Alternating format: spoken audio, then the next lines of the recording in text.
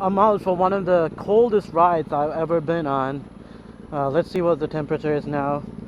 I think it's about 38. Okay, 39. Let's check the real fuel real quick. 35. Not so bad, but it's still one of the coldest rides I've ever been on.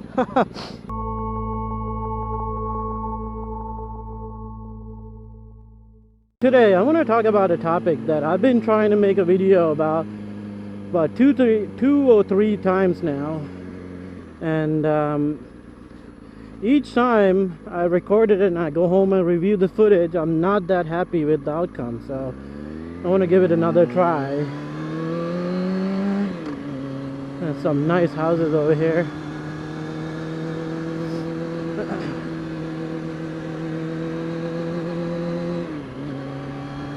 Right? It's beautiful homes. Yeah, so what I want to talk about is autonomous cars. So I'm sure, it's been on the news for a couple of years now, and a couple of the big players in the autonomous game right now is, Google and Tesla. There are a bunch of other big manufacturers doing research now too. One example is Ford. They actually built a little town in Detroit for testing their autonomous vehicles. So it's coming, and I feel like the technology is already pretty much available for use. I think what's really holding back these manufacturers from releasing these autonomous vehicles and fully autonomous vehicles is insurance and liabilities. Like, if you get into an accident, who's responsible, So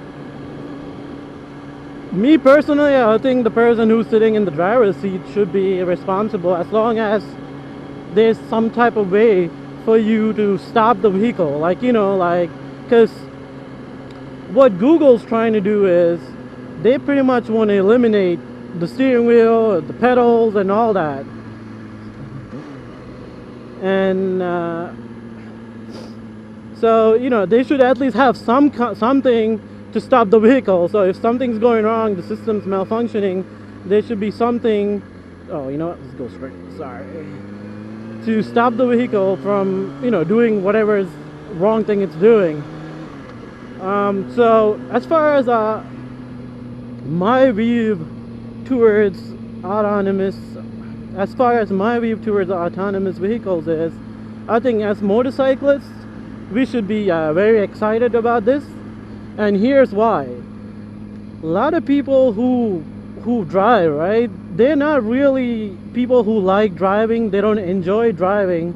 To a lot of people, it's just a chore. It's just something they have to do to get to work, get to the store, to pick up their kids, and all that shit. So what they do is they're distracted, right? So because they're not enjoying what they're doing, they're not paying full attention, and they don't want to be sitting in traffic and doing all of this shit. So they end up texting. They want, oh, it's full service, fuck it. I do not like going to full service gas stations.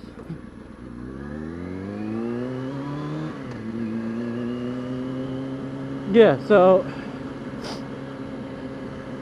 what end up happening is they're distracted, they're not paying attention, they're texting. Some people are watching freaking Netflix, they're putting their makeup on, drinking coffee, eating sandwiches. I've seen people literally eating cereal out of a bowl with milk and shit. Come on, man. It's insane. People just don't give a shit at all. And then what happens when you have distracted drivers? Accidents. And then what kind of accidents do most motorcyclists die from and shit? From rear end accidents. A lot of, that's why even lane splitting is encouraged in a lot of on rest of the world, not only to get fix the issue of congestion, it also helps with motorcycles getting rear-ended. So if an autonomous car is in charge and it's driving, it's not going to be distracted by things. it's gonna be fully aware of what's going on at all the time, because it's gonna have multiple systems that it can use to keep thousand different things in perspective and keep an eye on. Like, like it has lasers, radar, like cameras that can actually see and identify objects and moving objects. So it's gonna see that, okay, there's a motorcycle in front and it's braking. I should, slow down, give it room, all that. Like, look at this person behind me right now. Like, I'm behind this car. I'm sure he kind of didn't see me, because he's like on my fucking tire. Seriously, this dude is seriously on my tire right now. So as motorcyclists, I think we should be very happy about the progress. It's gonna get rid of a lot of people from the road who are not into driving and who don't enjoy driving and think this is just some bullshit they gotta deal with. So they'll be happy. They'll be able to sit in their warm car or cold car in the summer and do whatever the fuck they want. And hopefully the car will, take care of everything and not malfunction and run someone over. I mean, software and all these other hardware are pretty reliable nowadays. Like, how often does your computer go bad now? Like it's really, they're like super reliable as long as you're not an idiot with it. Like my laptop, for instance, it broke because I was an idiot and I was careless, but that thing is like 10 years old and it still worked. Like, like it's amazing. Gotta get gas. Woo, someone's riding Ninja 650. Yeah, buddy.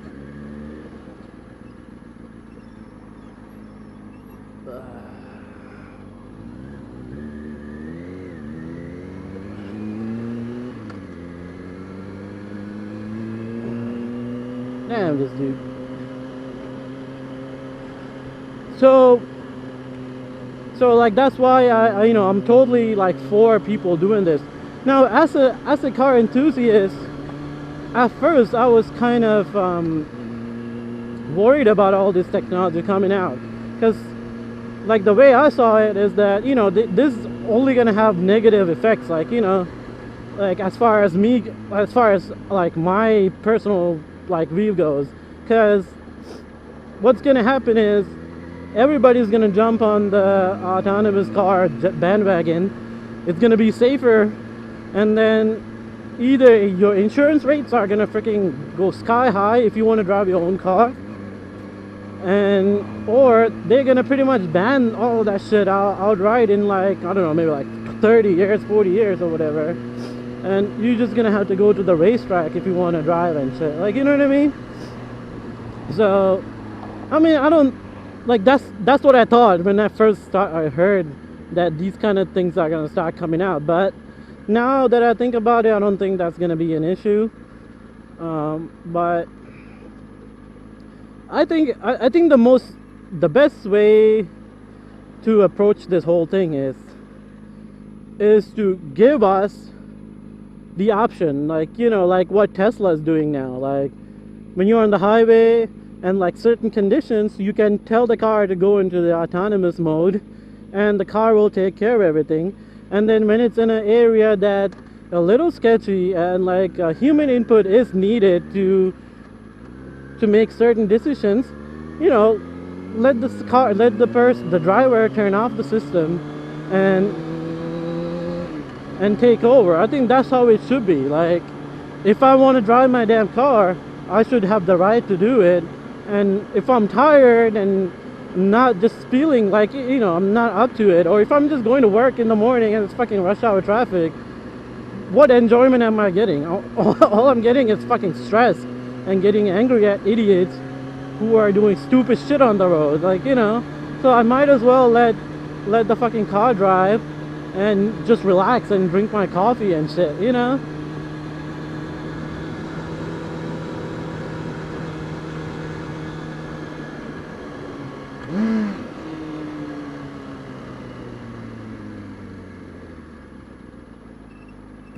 Yeah, so what do you guys think of this? Are you guys like against it? Do you guys support this like this whole technological movement that they're trying to do.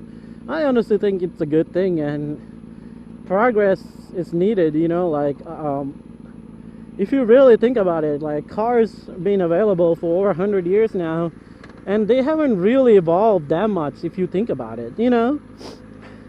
Like we started off with the little Benz motor wagon, right? And then that was all cool.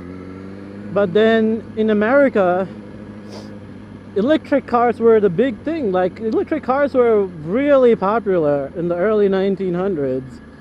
Some of you guys know this, some of you guys may not, but like electric cars were really popular back in the day, because like gasoline cars and all that stuff, or steam vehicles, were pretty complicated at the time to operate. They needed a lot of maintenance, so it makes sense. But petroleum, or petrol, was kind of a byproduct of, I think, kerosene. So at the time they weren't even thinking of petrol as like something valuable. It was just something they kind of got rid of. So then once the cars started running on petroleum, and they saw that, okay, this is economical. Petroleum actually is very petrol is very energy dense, like, you know, so you can go really long distance with a gallon of gas compared to you know, to like battery technology or electricity. So that's why we have been using petrol for like hundreds of years now, like, you know what I mean? So so all those things have been pretty, like, you know, pretty similar. Yeah, we have all these other little advancements like airbags, safety belts, and traction control, you know, automatic transmissions and all that bullshit, but cars have relatively been the same. So I think all these kind of advancements in the automotive field is should be very welcome with open arms and with open minds, you know.